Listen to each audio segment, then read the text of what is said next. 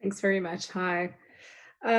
So good morning, everybody. My name is Lisa McLeod. I will do a little introduction a little further on, but I just wanted to say a very, very big welcome to everybody to this Future of Media event hosted by Arena Events. We're going to be looking today at the state of media, especially the rise of social media and the proliferation of fake news that has happened over the past couple of years. It's really very good to have so many people on the call, so thanks so much for dialing in. Hope you're all very well in these most strange times. We were just having a discussion about the oddness of COVID and what it has brought to all of us. But hopefully for at least an hour, we will be thinking about something else temporarily, although we will touch on COVID slightly. We've got a wonderful panel today, so I am looking very much forward to it, and I hope that you are too. So just by way of introduction, I'm Lisa McLeod. I'm a publishing consultant. I'm based in London. Today, I am wearing the hat. I'm also vice president of WAN IFRO, which is one of the sponsors of the event today, one of the partners of the event today. I was previously head of digital at Arena Holdings, so it's very nice to be sort of back in my old stomping ground for an hour, which is super. And as I said, I'm looking very, very, very forward to today. Just to say a thank you and to mention the other event partners for today. We would like to thank Vodacom, Easy Ads, Everlytic, Proudly SA, the Media Shop, and of course WAN IFRO, which is the World Association of Newspapers. And very importantly, I would like to welcome the most amazing lineup of panelists today. So I'm just going to ask you to just raise your hand and say hi as we go through them. They are Jocelyn Muhutu Remy, who is the Strategic Media Partnerships Lead for Sub-Saharan Africa at Facebook. We have Pule Beledi, who is the Managing Director for News and Media at Arena Holdings.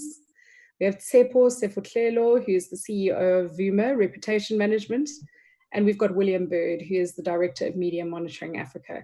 So really an absolutely stellar panel and quite the right people, I think, to be having the kind of discussions that we're going to be having today, which, as I said, is we are finding ourselves in a very strange situation. I mean, representing WAN IFRO, for example, you know, the organization has for many, many years been a great advocate of press freedom. And we have, over the last couple of years, released significantly more statements condemning the arrest, the persecution of journalists. And this is something that has, I think, become significantly worse as we've had presidents and politicians declaring journalists to be the enemies of the people, for example. Amid the rise of fake news, every time somebody reports something that is not liked by a government, and I'm talking about governments all over the world, it gets declared as being fake news. And that is extremely problematic, not only for the industry, but it is also quite fundamental to the foundations of democracies around the world, because it really puts us all in a very, very difficult position. So I will immediately go on to start asking some questions around that. And I think that what we'll do actually is start with Pule, if that's okay. So Pule, I mean, you are, running news at a effectively what is now called a mainstream media organization. We just used to be called news organizations. Would you like to just tell us a little bit about fake news, the accusations of fake news that are being lobbed at mainstream media groups like Arena? And is that problematic for you? I mean, how are you seeing things developing in that field? Or do you think that it's still the minority view of a certain element of the Twitterati and nobody else? If you'd like to give us some words on that. I tell you what, actually, sorry, let me do it. I'm so sorry. I should have asked you all to introduce yourselves in a little bit more detail first. Let's start with that. Pule, please, if you wouldn't mind starting, and then we'll go to your question. Will do. Thank you, Lisa, for a very sober introduction. I think the issues that you're touching are really talking to the existential threats that press all over the world is facing. And this distinguished panel is well suited to discuss these matters and also reflect a little bit about the matter of fake news, which for me is an antithesis to quality journalism and a threat to freedom of information in a thriving democracy. By way of introduction, I am Pule Mulebeledi. I'm the MD for News and Media at Arena, and I'm responsible for, among others, for the following titles, which is the Sowetan, Business Day, Financial Mail, the Sunday Times, as well as a number of the digital assets. What we have seen as an organization is a rise in attacks on freedom of expression by some, I would say, powerful individuals who are keen and interested in changing the narrative, because the fourth estate is generally known as being very influential in shaping popular content and shaping popular conversations and narratives. So the new way that we have seen evolve is through this phenomena of fake news, which for me is what I would term as a debilitating and a calculated attack on the truth with a simple aim of manipulating our society. I mean, for me, fake news is a very dangerous phenomenon, because it has the ability and the potential to can undermine our democracy and create disunity. One of the things that you've seen, which is also without being alarmist, is that fake news thrives on fear, and it sows divisions, which can lead to civil disorder, unrest, and even in some instances to wars. So we need to basically make sure that as democracy-loving South Africans, we stop this cancerous and debilitating underhanded scheme that is insipidly, seeping into the mainstream news in one way or the other, because they are under pressure from competing with social media, where another form of social, I would say, currency in terms of content and communication is taking place. It's an issue that I am very, very much concerned about going forward, and it is also manifesting itself in fake ads. It's not just a concept of fake news. Yeah. You also have fake ads. So it's a double whammy. And it tells you that this is an industry that is thriving because it is continuously innovating to say, how can I manipulate and undermine, a particular popular, a discourse.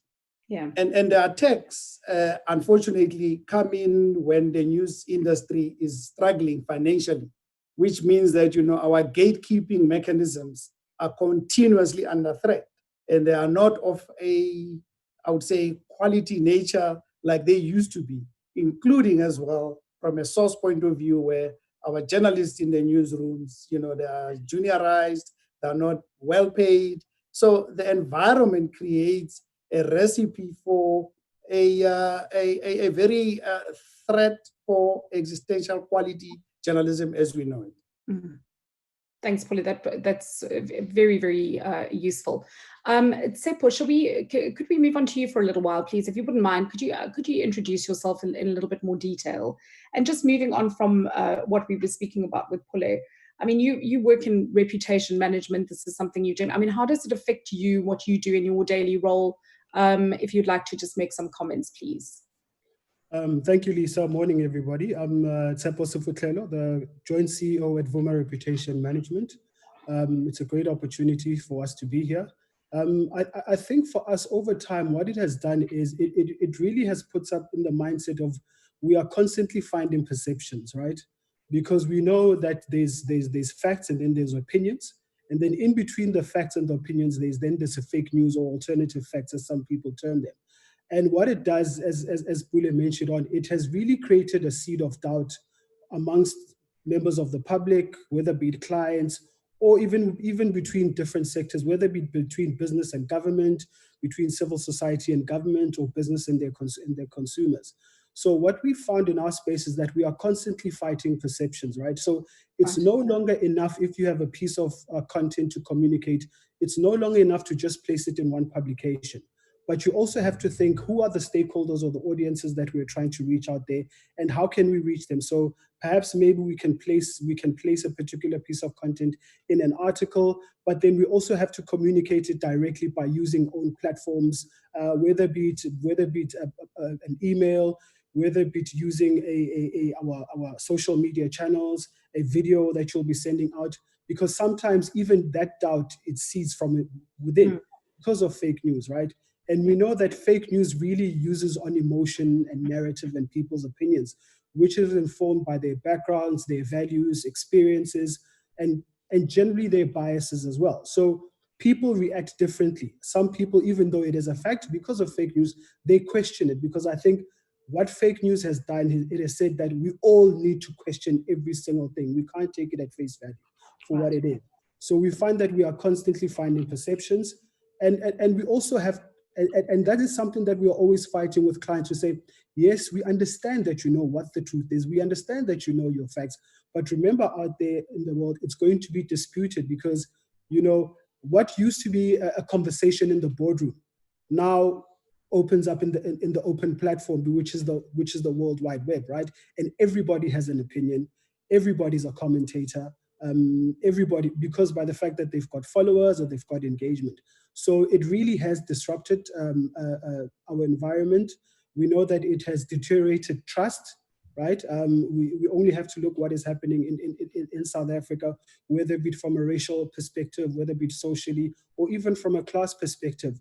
The trust has significantly eroded, and I think it's happening all over the world. If you have a look at what's happening in America, if you have a look what's happening in other European countries, and it's really something that we are all battling with, but day by day we are coming to understand how to respond effectively. How to respond. Thank you. Thanks very much, Sepo. I saw on your Twitter timeline, which I did really appreciate. You retweeted somebody who said, "Don't waste your time on Twitter arguing with strangers. Rather read a good book instead." And I thought that was it was wonderful advice, actually. Absolutely. Because again, that's what it has done. You know, we are all experts, even though most of us don't have the scientific proof, or we do not have the experience. But because we are pushing, I think in today's world, you know, we are dealing more with opinions rather than the facts. The facts, yeah. It's obviously quite a slippery slope that we've gotten ourselves in, and it's something that we're obviously all trying to work our way out of. So, I mean, we've spoken about Twitter. We've mentioned it. I think we'll talk a lot more about that in future. But I'd really like to come over to Jocelyn, if you wouldn't mind, who really is immersed in the center of the storm of fake news. Jocelyn, if you wouldn't mind just giving us a little bit of an intro, please, and if you perhaps you could tell us. I mean, I don't really want to go directly into Facebook's sort of strategic initiatives around this, but rather, I mean, what do you think is the psychology behind the creation of fake news? I mean, in your experience, I mean, what are you guys getting briefed on from your side about why people are doing this? What is their intention? Why has it become such a big issue at this time in our lives? Thank you, Lisa. I am Jocelyn Muhuturemi. I work as the Strategic Media Partnerships Manager for Facebook. And what that means is that we work with the media industry in news and in entertainment to help the media essentially navigate our platforms from a business perspective, from an audience engagement perspective, etc. And of course, the fight against misinformation is at the center of our work. A couple of years ago, we launched our independent fact-checking program in Africa, and that has been quite successful here in South Africa because we have a very strong partner with Africa Check. I'll talk about that a little later. But to respond to your question, I think Pule and Tsepo have both touched on it. There are many motivations. One of them is financial motivation because, as you know, on social media and on YouTube, one can make money through audience engagement. So there is a little bit of that, although I wouldn't say it's the primary reason, but it's one of the motivations. There is also the issue of the fragmentation of the media, the rise of citizen journalism, something you may remember 10, 15 years ago, we were all very excited about citizen journalism. It was a good thing. However, it also means that your uncle and your cousin is now a journalist and can disseminate information. There is the erosion of truth and the rise of alternative truth, where, you know, why should I believe in science, in official science, in mainstreamness? Essentially, there is a challenge of mainstreamness. And of course, there's political motivations and political alignments, where it's just tempting to disseminate something that resonates with your political views. So really nothing hugely mysterious. This is the basis of it. Just an evolution of things over the years that have led to this, and I think you're absolutely right. I mean, there is certainly a large financial incentive for people. I mean, the rise of clickbaity type sites that drove a massive amount of traffic, especially during the 2016 election, for which Facebook has been, you know, sort of very much part of that particular storm for a very long time. A lot of that was driven by financial incentives, as we now know, and most certainly by political as well. So along those lines, I think it would be great to move over to William, if you wouldn't mind jumping in. If you could give us a little bit of an introduction. And Jocelyn had mentioned working with independent fact-checking organizations. William, just tell us a little bit about the work that you do, and how we can combat fake news and overcome it. Hi, good morning, everyone. So I'm William Bird, and I'm the Director of Media Monitoring Africa. And we're an NGO that does a lot of human rights work around media policy, seeking to build and deepen our democratic systems, particularly with an emphasis on promoting media freedom and having good media policy, essentially. So a lot of the big policy issues at the moment are how to deal with this very real problem of mis and disinformation, which is what I prefer to use instead of this term of fake news, because I think that fake news implies that it's news, and news it can't be in journalist definitions, precisely because it isn't news and information that is accurate. It's content. We can call it mis or disinformation, or propaganda, or fake information, if you like, or even alternative truths, because we all know where that one comes from. And that man's particularly prone to enforcing and perpetuating mis and disinformation. And I think that's one of the elements we haven't yet spoken about. So the other colleagues have talked about these massive crises that are facing our media sector at the moment. And because you've got less journalists and you've got this exponential increase in social media use, and anyone who's got a device can put it out there, you've also got so much information that it's very difficult, in fact, for an ordinary member of the public to actually understand what's going on. And so what we've seen, thankfully, over this crisis period is that people do tend to want to get credible, reliable information. So as far as I'm aware, all of the media sites, the credible media sites in South Africa, have seen an exponential increase in audiences and clicks and users to their sites, which is a good thing, because it says people want to go to sources of information and news that they can trust, where they can get information that they can take decisions on. Yeah. Because the key thing about disinformation is that it seeks to undermine not just your knowledge, but it seeks to sow that element of doubt, so that you no longer know what's up or what's down, or what's left or what's right. So you'll see that if we look at the Black Lives Matter movement, for example, one of the kind of backlash responses to it hasn't been to look at the issues that they're raising. They look at this thing and they create this alternative narrative about it as an Antifa or anti-fascist movement, and then they talk about those things on the side, so that it steers us away from dealing with the very real and relevant for us in South Africa issues around racism, around inequality.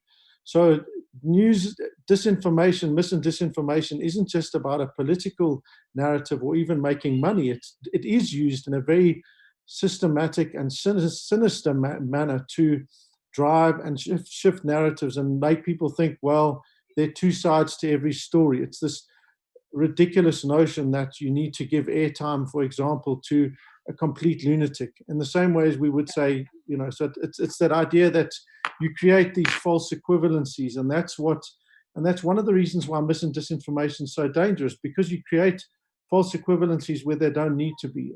And so the moment you do that, people then are thinking, well, I don't know what to do. I don't know who's right. I don't know who's wrong. Maybe the truth lies somewhere in the middle. And of course, the moment you engage in that debate, what you're doing is you've taken your eye off the very important issue of racism or gender-based violence or inequality or dealing with the COVID pandemic. And instead of that, you're looking at this thing of saying, well, is the earth flat or is it round? Is it flat or is it round? Maybe it's somewhere in the middle. And that sounds a ridiculous example, but that's exactly what these people do. So to combat that, one of the most powerful things is of course, understanding how to engage with information. It's learning digital and media literacy skills to decide and determine which site is real and which one isn't, which site is credible and which ones aren't. And so fact checking obviously is one of these tools, and there are a number of other tools which I'll touch on as well as we go along. Lovely. Thank you very much. I'm actually going to return to Pule on this.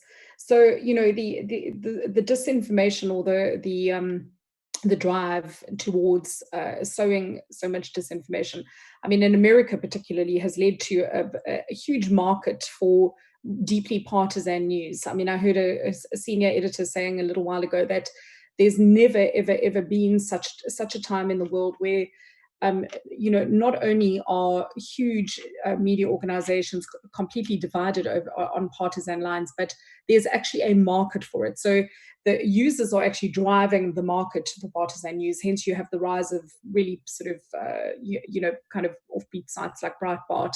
I mean, Fox News is most certainly on one end of the spectrum, CNN most certainly on the other. But sitting at the top of all of this is a very, very powerful man. And I'm using the US as an example because I find it quite fascinating. And I think that, you know, I mean, the term fake news originated in the States, not actually with Donald Trump, but with Hillary Clinton.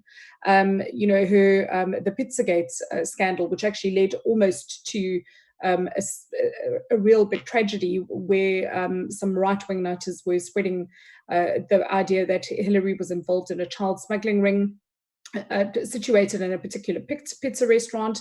She was the one who first coined the term fake news as a result of that story. It's now been picked up by her successor and taken to a completely new level. So, you know, I mean, we touched on this a little bit earlier, Pule, but I mean, how do you, you know, when you are running a news organization, I mean, how do you deal with the fact that your journalists it's become fashionable to accuse journalists of perpetuating fake news when what they're actually doing is reporting the truth, or they are reporting the facts about something. But when people do not like the facts, it is then discarded as fake news. And the public is very happy to embrace that if it suits their view on you know, on a political spectrum. So I mean, do you just want to give me some thoughts on that? And you know, what does that mean? What does it mean for you managing a team of reporters, for example, and a team of editors? How does that fit in? Absolutely, and thanks, Lisa. That's a very, very interesting question. I think in the past, and William and Tsepo would know this, in the past it was very easy to distinguish between the good guys and the bad guys. You know, you could identify a Goebbels propaganda. You could label it easily and then brand it that way and then leave it there because, you know, it was a binary situation. It was very simple. But what we've seen now is a professionalization, I would argue, of misinformation and disinformation. And with the Brian Pottinger example in South Africa, we've seen how corrosive that can get. And it has been used in an odd manner where people try to distract and divert attention from the real issues that the media has been trying to point out for them to address, especially when the media zones in and flashes, you know, the light on the dark corners of corruption and catching, you know, the powerful, you know, with our proverbial, you know, hands in the cookie jar. That's when you get this thing of, you know, it's fake news, it's misinformation, and people have gone on to the social media space and have used this very well. And when you get this in an environment where, you know, there are some, unfortunately, uninformed people who tend to follow, because, you know, in South Africa, you can see rent a crowd is a very easy thing. You know, if it is happening out there in our communities, it's easy to reflect it as well on the social media space. And when you see it on the social media space, then people try and force it onto the mainstream publications. But for us, we have really worked very hard to make sure that, you know, our newsrooms are beefed up. Gatekeeping, like I say, it's one of the issues that we are very proud of, because what you don't want to lose is that issue of trust and credibility, and it is significant. I mean, also here I'll take a bit of you know, self-criticism. It is important as well as the media not to claim, especially the mainstream media. Let me be specific. To claim to be perfect. When we get it wrong, we must actually make that correction very quickly. You know, be fair, just, and equitable, you know, in our approach of you know, the treatment of news. In the past, we've been very much, I would say, stubborn and very headstrong in terms of, you know, these matters. And I think we need to reflect a little bit on those aspects, because then, you know, there is this cesspit outplayed. You know, it's a cesspit of, you know, conspiracies that has been, you know, funded, well funded, and sponsored, and well designed, you know, to, again, like I said earlier, a calculated attack on the truth, and that is sowing, you know, confusion with the readers and stuff. But for us, I mean, our brands, because, you know, we have a very deep heritage. They come from a very long time ago. We have very senior and skilled journalists. We're able to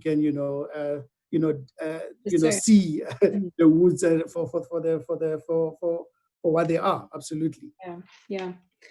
I mean, let's just carry on with this topic for a little bit longer. At Tsepo, if I could come back to you, perhaps. I mean, you've done campaign work for government in the past. You know, I mean, I know that.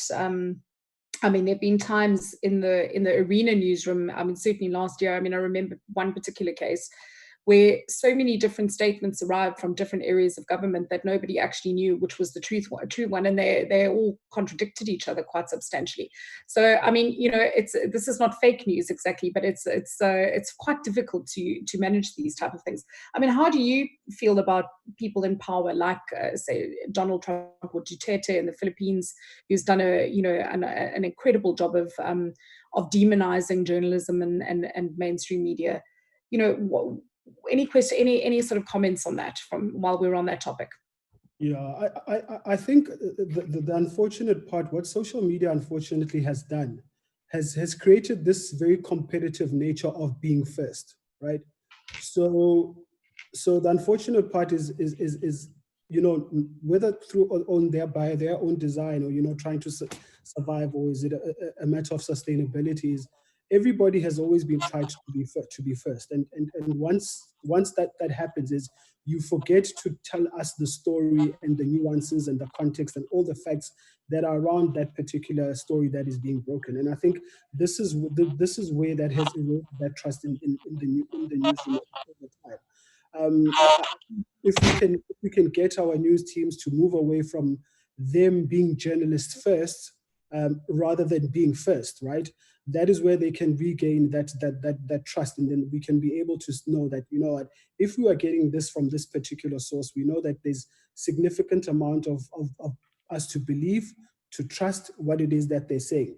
In relation to leaders that you refer to, whether it be Donald Trump, what they have also come to realize is that, you know, people are polarized according to their biases, their political beliefs, whether be it racial or religious or conservative perspective, and they have really honed into that emotional connection that they have with their followers. So if you have a look at, you know, during the Obama campaign, you know, where Fox News likened him to a terrorist. Why? Because of his name sounds very close. So you liken it to a Obama, bin Laden, Osama bin Laden, right? Where they were saying, you know, he's actually a terrorist. He's of Kenyan heritage. He's not an American. You know, he's actually he's doing this for nefarious reasons.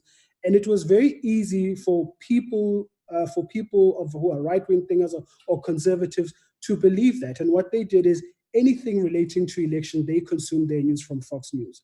Whereas on the other side, what is perceived to be a more progressive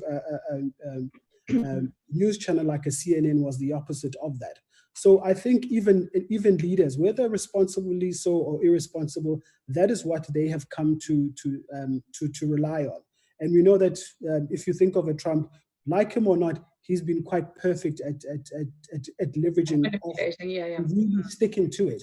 And I mean, and I think people are quite surprised. There was a polling that was done about a month ago where Donald Trump is at 41, just under 42%, and Biden is I think just at 43%, which shows you that as much as we think Trump has completely lost it and he's degraded himself, but he still has support. He stand a good chance. Why? Because he's able to use social media to really rally people along those lines from an emotional connection.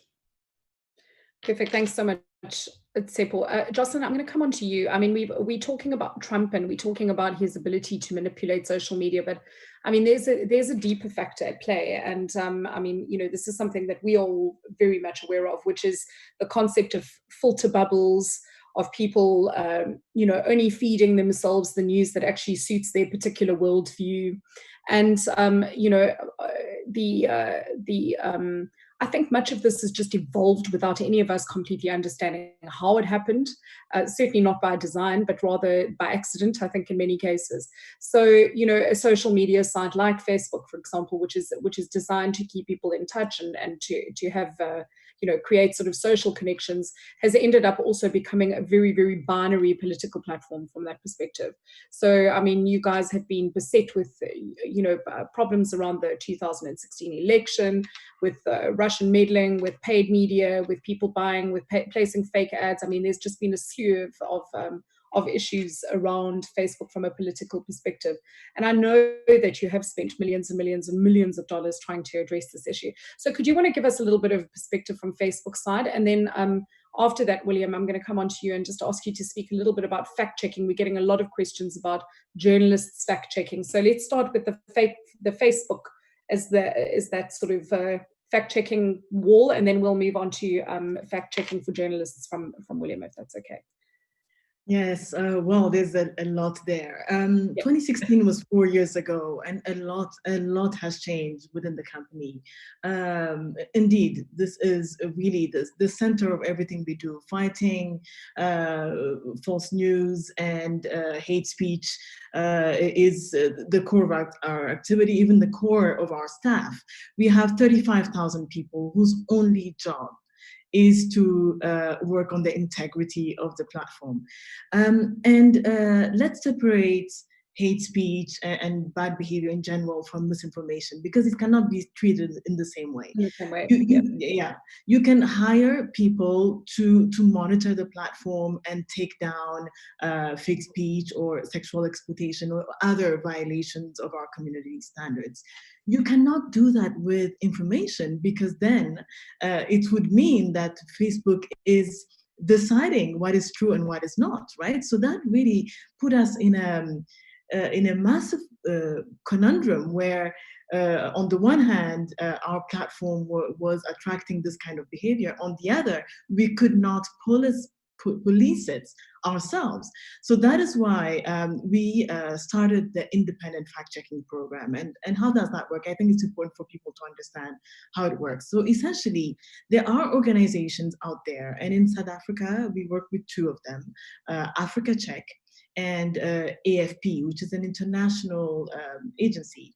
And these two organizations are accredited by the International Fact-Checking Network. That's why we've chosen to work with them. We only work with such organizations that have a track record of integrity, right? And we have onboarded them to fact check on Facebook. So these are organizations whose core job is fact checking. They do this every day in their normal lives. But in addition to the work they do out there, they fact check stories on Facebook. And there's a whole process of fact checking that can take from a couple of hours to a few days. And when they tell us that something is false or partly false, we take action and completely downgrade that story from your news feed, your what used to be called your timeline, your wall, right? So essentially, much less people would ever see that story. and I'm going to anticipate your question about why don't you take it down completely.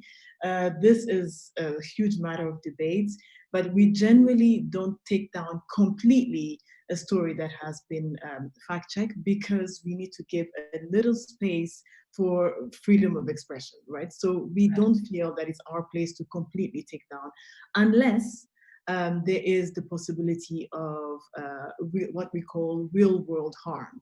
So if people are going to go of some sort, yes, if people are going to go out there and harm people based on that misinformation, we will take the story down. So in short, that's how it works. And it's been quite successful in the sense that the worst stuff is taken down or downgraded really fairly quickly, and our partners have done a sterling job. We do not have any influence on what they fact check, how they fact check, etc. We trust that that is their job, and we give them access to the platform to do this work. You were asking, I think, about the impact and yes. Well, over time, we're seeing progress. People are actually misbehaving less, except when there are some new elements like COVID, for example, that trigger that kind of behavior again. And also, the media houses that were spreading misinformation, they are being directly penalized. If you are a media house and 2-3 times you are pinged or dinged rather for misinformation by Africa Check, for example, your own distribution will be severely affected, and you don't want that, because of course you would be losing audience. So that's how we tackle this. With COVID, what we've seen is a rise again of misinformation, really based on personal belief, or we were talking earlier of political motivation. When I say political motivation, I don't necessarily mean that there is a political party behind it manipulating. But if you are the kind of person that believes that the West is always out there, targeting Africans, wanting to vaccinate every African, and use us as guinea pigs, etc. Of course, if you see a story that seems to go in that direction, you'll be tempted to disseminate it. Yes, exactly. So so that's what I'll say for now, and we can. Thank you so much. I mean, that is very helpful. I'd like to just come back to you a little bit later. I want to make sure we've got some time for questions.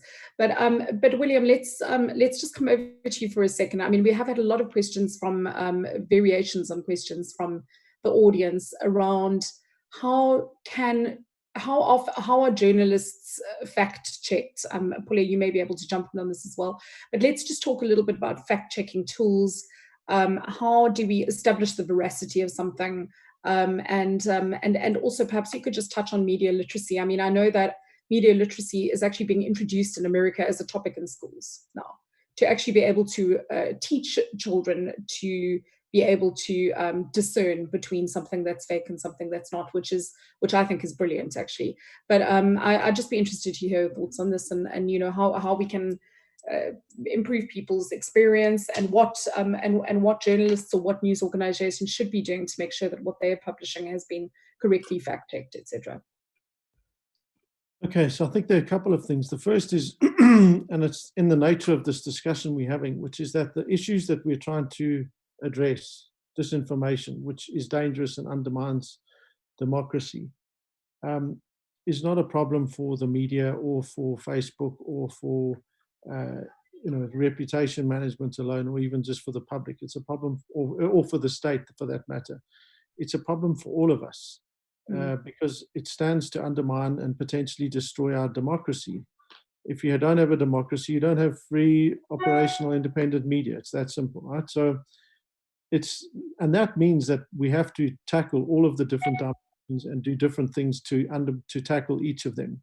So when we talk about media literacy, critical media literacy skills and those kinds of things, we're doing that in South Africa as well. And in fact, Facebook is one of the partners on a program that we're rolling out with children where they learn and acquire exactly those kinds of skills to be able to disseminate and determine what is real, what is rubbish, what's, all of those kinds of skills. So they're things that we're doing already in South Africa. We've been running that program for some years now already. So, and in fact, we're taking young people. So if there are people with children between 12 and 17, you can go onto our Media Matters page and you'll see web ranges you can register your child to participate in that. So that's the one. I think that when we look at journalism, and this is the critical thing that determines, because we've built a tool called No News, KNOWS, No News, which is an extension you can install, or News Rover, which is another tool you can download. And what they do is that they help determine which sites are credible and which ones aren't. And one of the key ways that we determine if a site is credible or not, if a news organization is credible, is whether they sign up to a press code. Now, the reason this is relevant for this discussion is the difference between fundamentally a journalist and someone who puts out nonsense on any of the platforms is that a journalist has agreed to abide by ethical standards and principles. So if, for example, Pule or any of their journalists do something stupid, they err or they fall for something bad or whatever, as we saw that they did recently, they apologized, which is this one of the other elements, is they agree to abide by those standards. If they get something wrong, there's something that you can do about it, which is another element around credibility, right? Because one of the big problems is that far too often you see something and there's nothing you can do. If you see one of these dodgy sites or there's dodgy posts, there's pretty much very little you can do. There's no one you can complain to, because those people almost by definition want to operate in the dark. Whereas Arena Holdings, the journalist's name is always on the story. If you don't like it, you can write to them, you can write to the journalist, you can put it on their social media handle, you can email the editor. If you're not happy, then you can go to the press council. If you're not happy with them, you can go to the BCCSA. So there's a number of mechanisms for the public to address and have their complaints resolved. And that's a critical distinction between journalists. So when people are looking to say, well, how do we know and what do journalists have to do? If a journalist fails to do that, it makes them look stupid and it undermines their very fundamental for credible journalism and operation. And that, at this time, is something that they really, really, really can't afford. Of course, they do mess up, every now and then, but it's the fact that you can complain about it and that something is done about that. Yeah, I mean, I have got a question from somebody in the audience, which is basically to say, I mean, what do we do, for example, when a big media group like Independent chooses to not be part of the press council? And I mean, not to put you on the spot, but I mean that does rather break that system down to some degree. It does. There's no question. I mean, I think it is a profoundly, deeply and humongously added problem that they have chosen to opt out of a complaint system. And in fact, it has deliberately and systematically undermined the credibility of their news. And in fact, as a default now, I would say, if you see something in an independent title, rather check it out on any other number of media titles before you believe it. Not because you still don't have some really good journalists there, but because they don't even have an internal complaint system. They don't have their principles for complaints. If you want to know about their stories, they're not on their site. You can't go. So there's no process. There's no system. And that is a key element of understanding and basic democratic accountability. So if your media house that you follow doesn't have any means of accountability, don't trust what they're doing as a default. Great, thank you. Thanks so much for that.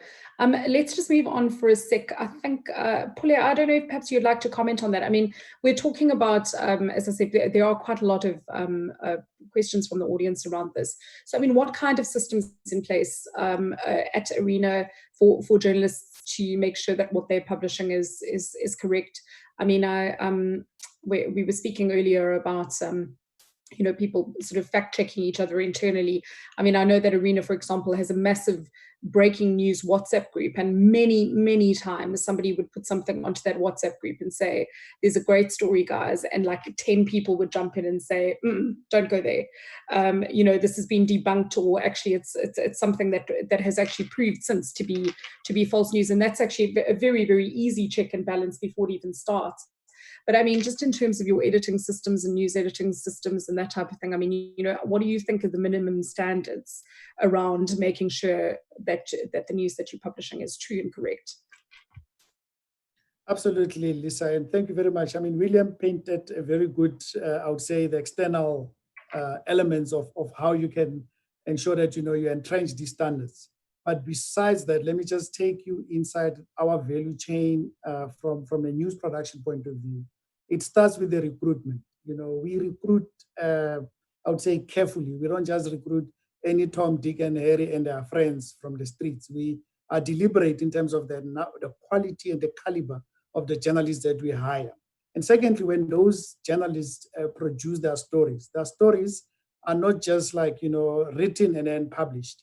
They go through a methodical, carefully edited quality assurance process. For example, I mean, that story, before you see it in either the Business Day or the Financial Mail or the Sunday Times or even the Sowetan, it would go through at least, on average, I would say 6 or 7 people before you can actually lay your hands onto the reader. So there's a very deliberate quality assurance step all the way.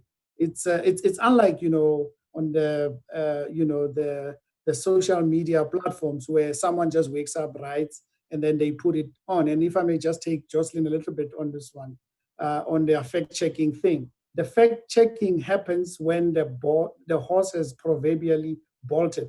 And in this case, the bar is very low because the horse bolts more often or all the time. And then the correction only gets done when this whole thing the damage is already out there, from time to time. And worse, the story also gets recycled because you don't actually get rid of it altogether. Whereas in our case, you can take us to the press ombudsman, you can also still sue us. And for all you care, all the people that have threatened to sue us and have done all these other things, they don't also follow up on the cases because half the time, the stories that we do, because they've been so carefully checked, they turn out to be correct.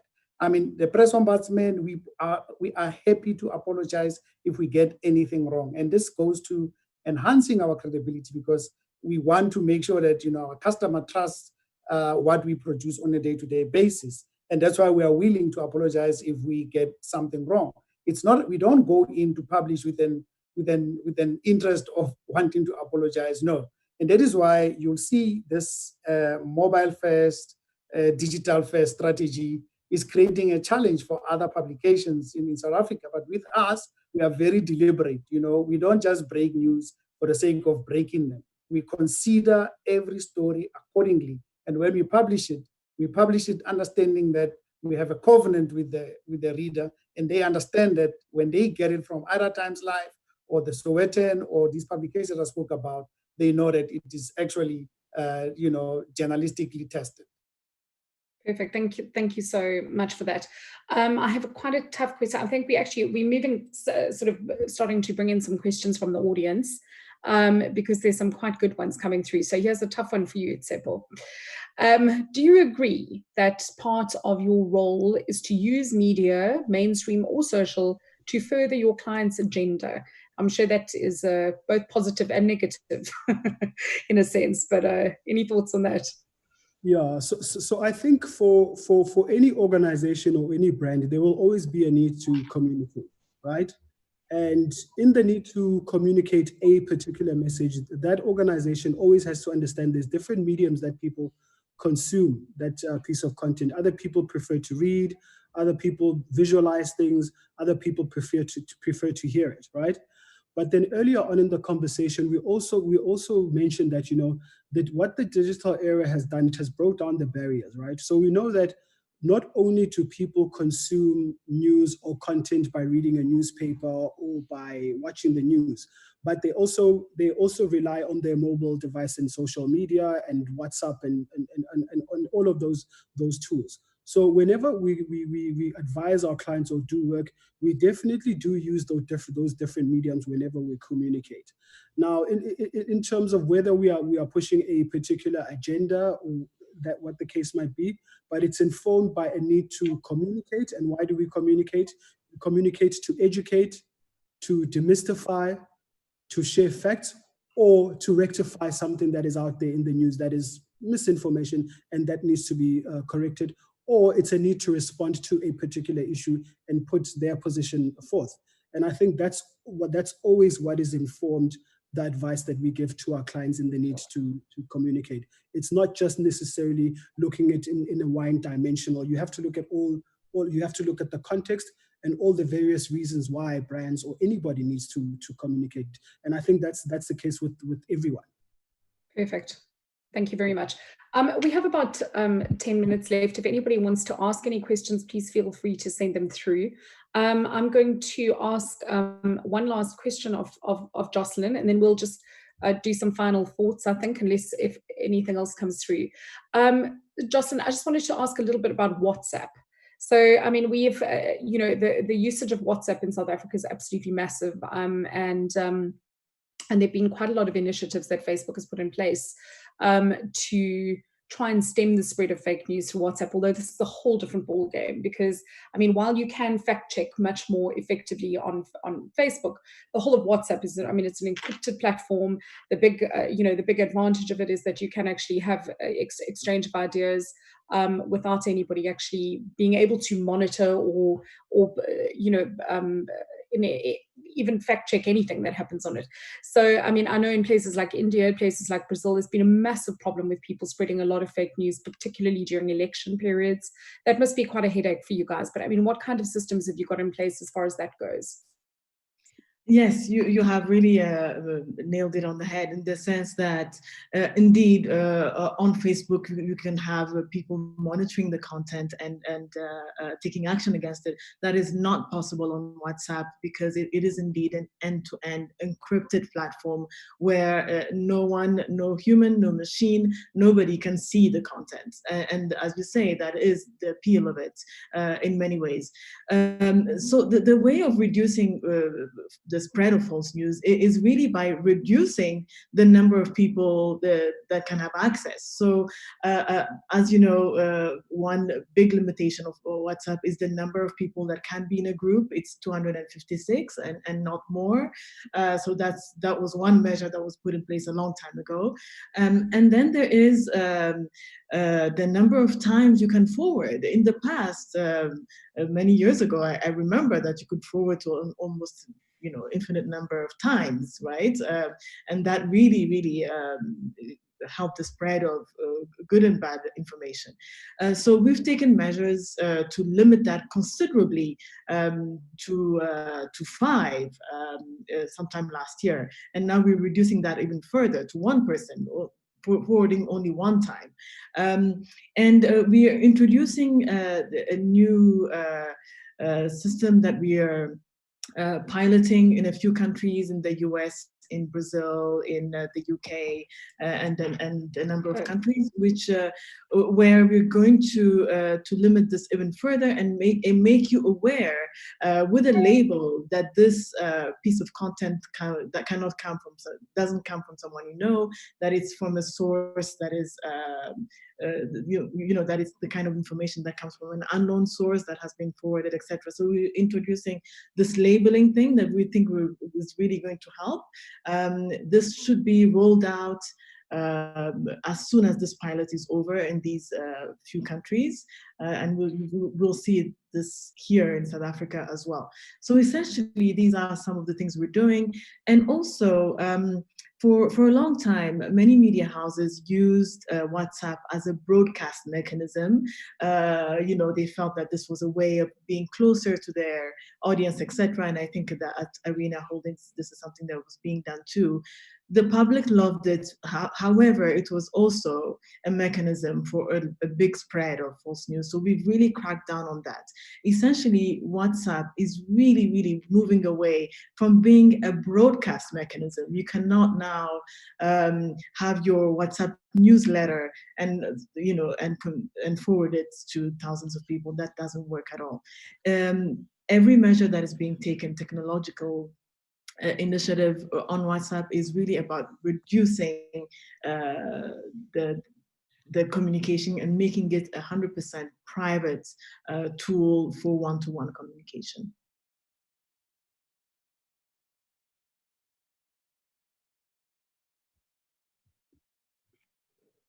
Okay. Sorry, I've just got a very unstable connection. Can you hear me, everybody? Yeah? Okay, great. Okay. Just in case I get lost, just to, I think, can we just have a couple of sort of wrap-up comments? There were a couple of other questions that came through around, for example, what can we do to restore trust? Let's just put it in this very, very broad sense and just say, what does the future hold? I mean, where do we go from here?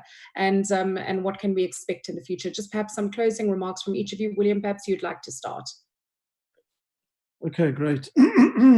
So I think that for the media sector, things are looking pretty bleak for the short-term future. They're going to really struggle. So I would implore all of you that are watching this, support your media houses. You've got people that are risking their lives literally to bring you the news and information every day. Support them. Take out a subscription. It's a small amount of money every month. It's essential, absolutely vital for our democracy that media, independent media from whatever, support as many as you can, as many as you like from different persuasions, support them, because if we don't, democracy dies in the darkness. The second thing is that I think that if you see something you think is mis or disinformation, you can report it. We've got a system. It's an African first, certainly, and it's supported by government and by the various social media platforms. It's an independent complaints mechanism. It's called real411.org. So if you go to real411.org, you can report and complain about something you think is mis or disinformation, and it'll get acted on. Oh. All right. Is that William? I think William's just gone on mute. Shall we move on? Oh, there we go. Yes, I can. Sorry. I think William's, Pule, shall we move on to you? Thank you, Lisa. I thought this discussion was actually quite enlightening, and we need to have more of these. For me, the issue that we need to work on as an industry are issues of improving quality through training of our reporters, improving our gatekeeping without necessarily introducing censorship. It's important that we introduce and allow for access for everybody to participate in this, because it's great that we democratize the freedom of flow of information. But another thing that we need to do is to invest in technology, through the use of automated journalism in one form or the other, where we can do the basic things that are predictable, with ease and the likes, to allow our journalists to basically come in and do a lot of insights and analysis and take more time to explain the reasons why certain things are happening and the likes. But the space for artificial intelligence to come in here, but also to stop all these bots that are also seeping into the system in one form or the other, and also improve on our recruitment. Thank you. Thank you, Pule. Tsepo? I think from our perspective and our vantage point is we're obviously happy that we are part of these type of conversations, because it means that we know that there's a problem, right? And which is a good thing, because when we realize that we do have a problem, then we will start working towards to say, how can we resolve it? But I think for me, I would also like to remind everybody and those that are watching here is that, let's not forget the role of the media, right? If we think of the history of this country, the media did play quite a significant role in getting to where we are today. So a lot of people today think that actually, because we've got social media and we can go direct, we actually do not need the media. That is a very dangerous place to be in, because we actually do need the media, because they are there to tell us the story to uncover, right? I think what is most important is that, again, William touched on it, is that we need to support the media. Why? Because they do need resources so that they can continue to plight their trade, but more importantly, that they can invest in the technology to be better, to invest so that they can get the right skills, the right knowledge, and the right training to continue doing a good job that we expect of them. Lastly, in parting, I know that this is something that other organizations are looking at, is, how are we going to move credible organizations advertising banners on fake news sites? It's something that we are getting better and better at, but that is something that is an Achilles heel, because that means that indirectly corporate is sort of funding these types of news sites. But I know it is something that is being worked on. And thank you very much for the opportunity. Thanks so much, Sepo. Just a few more remarks, Jocelyn, and then we'll close. Thank you. Thanks. I'd like to launch an appeal, essentially, for us to really work together, because no one party in this fight can resolve this matter on their own. The appeal is also about reporting. As much as everyone is complaining about the rise of misinformation on a platform like Facebook, we see very little reporting. People do not report when they see fake news, yet our independent fact checkers rely on that kind of reporting to do their work. So I'd like to appeal to you all who are watching to report when you see misinformation on our platform. Digital literacy, William mentioned that is extremely important. Let's all work together to get the public at a stage where everyone can detect the signs of misinformation. Newsrooms, Pule spoke about what is being done within newsrooms to ensure the integrity of the news. Something else that I suggest media houses do more is create their own fact-checking desks to fact-check themselves, of course, but also others. This would help the ecosystem. And then finally, I'd like to say also that we are at Facebook extremely committed to the news industry. We've launched in the US a news tab, which is a separate section dedicated to news on Facebook, and we hope to see it roll out internationally. And we have also put some money aside for the media here in South Africa. A few months ago, we dispersed $7 million for independent media houses, and we hope to do more. We are in this fight all together. Thank you very, very much, guys. Thank you so much for your excellent comments and thoughts today. I thought it was extremely interesting. For all of those who dialed in, we really appreciate it.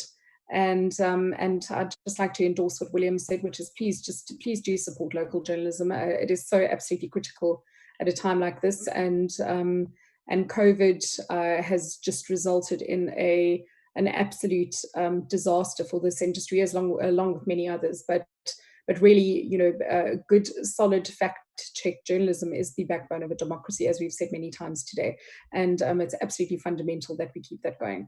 So thank you very much. I'm going to ask if William could possibly send through some of the links that you mentioned, and maybe they can distribute those to all of the people who've been on the call, as well as any others. I mean, Africa Check would be a very good one to look at as well. And as Jocelyn said, please just be very aware of fake news, and firstly not sharing it. Ask your moms and dads not to do that as well, because they seem to love doing that more than anybody. And I'd just like to close by thanking once again our partners, just to run through them again. That it would be Vodacom, Easy Ads, Everlytic, Proudly SA, The Media Shop, and WAN EFRA. Thank you all so much for taking part. Thank you so much to the panelists, and we'll see you again soon.